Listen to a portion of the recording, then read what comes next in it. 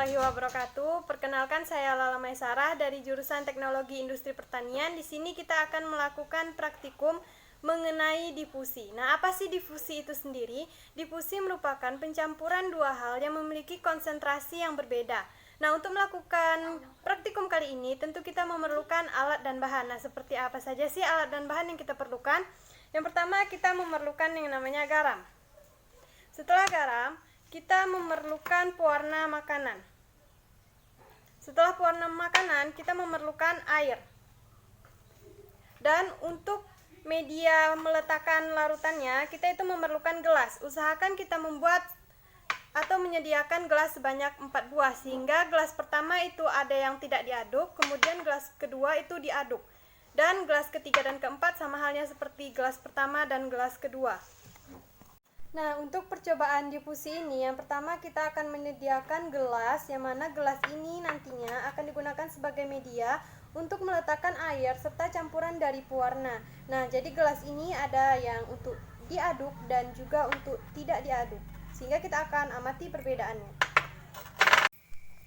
Kita akan mempersiapkan 2 buah gelas, di mana gelas pertama itu untuk tidak diaduk dan gelas kedua untuk diaduk. Meskipun kita siapkan 2 gelas yang berbeda, namun volume air yang diberikan pada kedua buah gelas tetap sama.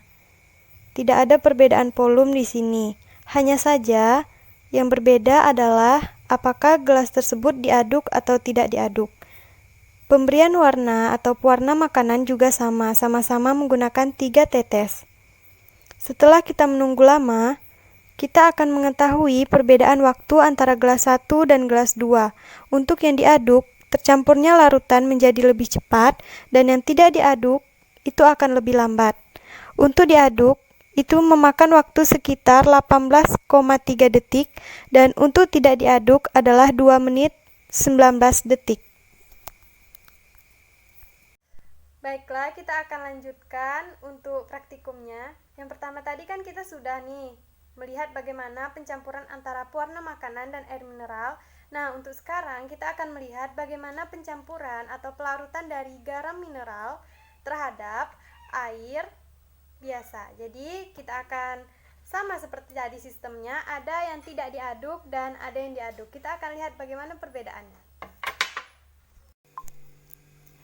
Penggunaan volume pada gelas yang tidak diaduk dan gelas yang diaduk tetaplah sama seperti pada pelarutan atau penggabungan larutan pewarna makanan dan air.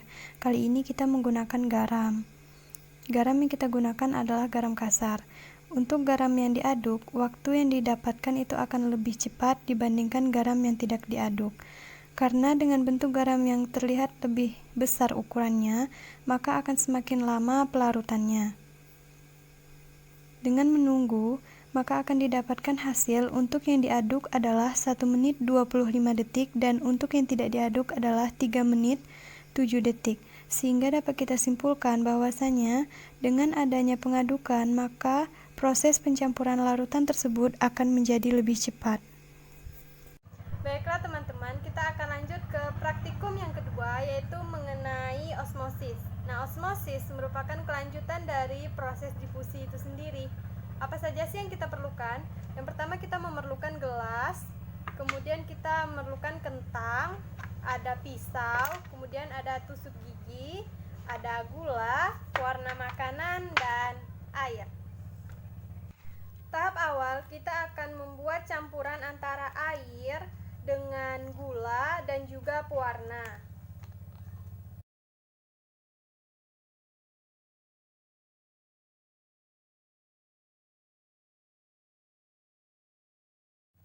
Setelah campuran ini larut, kita akan menyiapkan kentang yang akan kita potong pada bagian atas dan bagian bawahnya.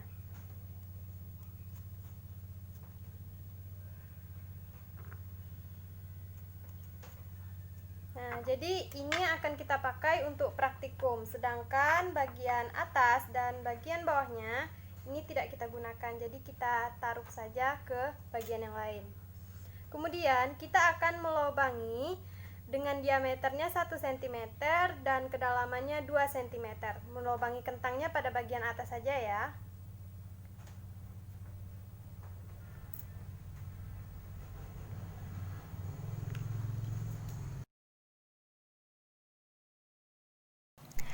Dengan memperhatikan kentang yang kita lubangi, di mana sesuai dengan ketentuan diameternya adalah 1 cm dan kedalamannya adalah 2 cm. Lubangi dengan menggunakan tusuk gigi atau lidi biasa. Setelah terlubangi dengan benar, maka kita siapkan wadah, kemudian isi dengan air putih biasa, di mana posisi kentangnya itu tidak sampai tenggelam atau hanya sebagiannya saja. Apabila sudah kita masukkan air ke dalam wadah, maka akan kita masukkan pewarna makanan yang sudah kita buat ke dalamnya serta memperhatikan timer. Dengan mempersiapkan timer, maka kita akan mengetahui waktu yang pas di mana kita akan melihat perubahan dari kedalaman lubang tersebut. Kita akan meneteskan pewarna makanannya pada bagian atas kentang yang sudah kita lubangi tadi, di mana tidak boleh terlalu banyak dan tidak boleh terlalu sedikit. Saat meneteskannya juga langsung kita hidupkan stopwatch-nya. Kemudian kita akan hitung perubahan kedalaman yang terjadi pada kentang tersebut. Waktu yang kita gunakan untuk melaksanakan praktikum ini adalah 20 menit untuk mengamati kentang tersebut, di mana setiap 5 menit itu akan kita catat perubahan kedalaman yang terjadi pada kentang. Setiap 5 menit akan menunjukkan perbedaan dari ukuran kedalaman kentang tersebut. Hal inilah yang kita kenal dengan osmosis. Jangan lupa untuk selalu mencatat perubahan dari kedalaman setiap 5 menit karena itu akan menjadi data dalam laporan praktikum yang akan kita laksanakan. Diperoleh hasil pengamatan, pada 5 menit awal kedalamannya 2 cm, pada 5 menit kedua kedalamannya 1,7 cm, pada 5 menit ketiga kedalamannya 1,4 cm, dan pada 5 menit keempat kedalamannya adalah 1,2 cm. Kita masuk ke praktikum yang ketiga mengenai plasmolisis. Di sini kita akan melihat bagaimana penyerapan air pada media yang konsentrasinya kuat. Di sini kita akan menggunakan bawang merah. Kemudian kita akan menggunakan nanti yang namanya larutan garam. Jadi kita perlu garam, kemudian kita juga perlu air untuk membuat larutan tersebut. Yang pertama-tama kita akan membuat larutannya terlebih dahulu.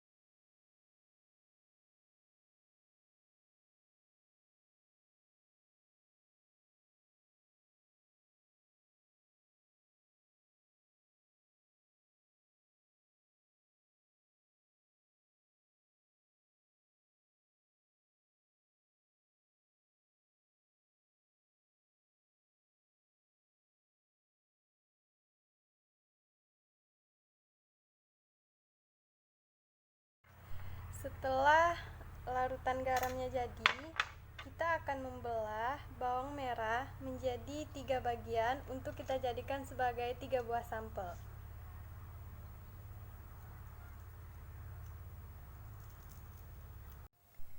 Jadi 3 buah sampel yang sudah kita buat akan kita ukur untuk panjang dan lebarnya sebelum kita masukkan ke dalam larutan garam. Untuk sampel yang pertama kita akan ukur panjangnya 2 cm, kita catat.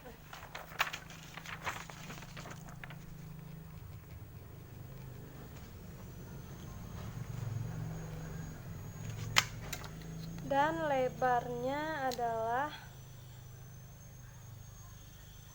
1,2 cm. Ini untuk sampel pertama. Untuk sampel kedua, panjangnya 2,5 cm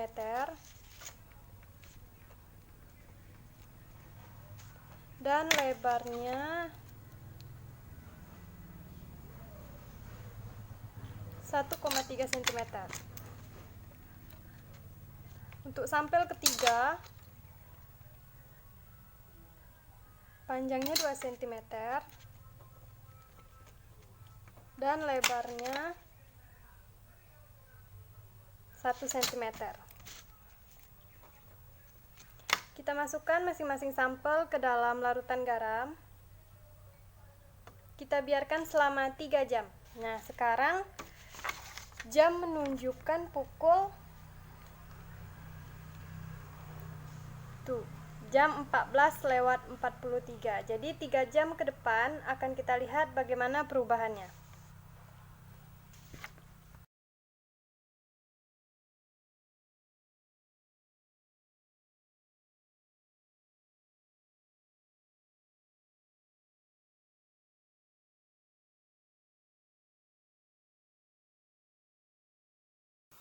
Untuk praktikum deplasmolisis merupakan kelanjutan dari plasmolisis, di mana bawang yang sudah kita rendam dalam air garam selama 3 jam akan kita gunakan kembali untuk praktikum deplasmolisis dengan mengganti air menjadi air putih biasa serta didiamkan selama 3 jam juga dan lihat perubahannya. Melanjutkan mengenai praktikum fotosintesis. Untuk praktikum kali ini kita akan memerlukan yang pertama ada daun pacar air, kemudian ada air, pewarna makanan, mangkuk dan juga gunting serta plastik bening. Baiklah, kita akan menyiapkan larutan air dan pewarna makanan dengan menambahkan air dan pewarna makanan. Kita tambahkan pewarna makanan ke dalam mangkuk ini sebanyak 3 tetes.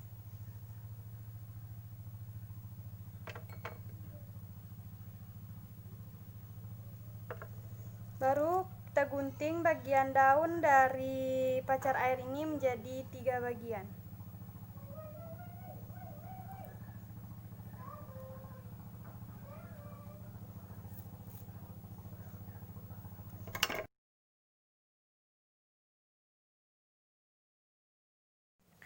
Untuk praktikum yang terakhir, kita akan menggunakan daun alang-alang yang sudah tergulung atau sudah sedikit layu dan juga menggunakan air. Langkahnya sangat mudah, tinggal kita masukkan daun alang-alang yang sudah tergulung ini ke dalam air. Kemudian kita tunggu berapa lama daun ini akan membuka kembali atau terlihat lebar, kan dia tergulung. Jadi kita akan tunggu pada pukul berapa. Nah, waktu sekarang ini menunjukkan jam 12:15. Kita akan lihat pada pukul berapa ia akan terbuka kembali. Baiklah, kita akan lanjut ke praktikum mengenai pengangkutan air.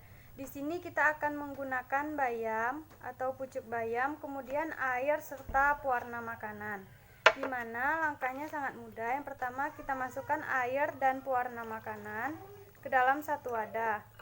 Kemudian akan kita masukkan pucuk dari batang bayam ini ke dalam wadah ini dan akan kita amati hasil dari praktikum ini dalam selang beberapa waktu.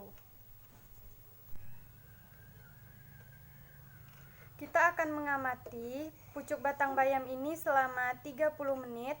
Sekarang jam menunjukkan jam 11:38 dan akan kita amati kembali pada jam 12:08. Karena jam sudah menunjukkan jam 12:08, maka kita akan membelah bagian batang dari bayam ini dengan menggunakan pisau.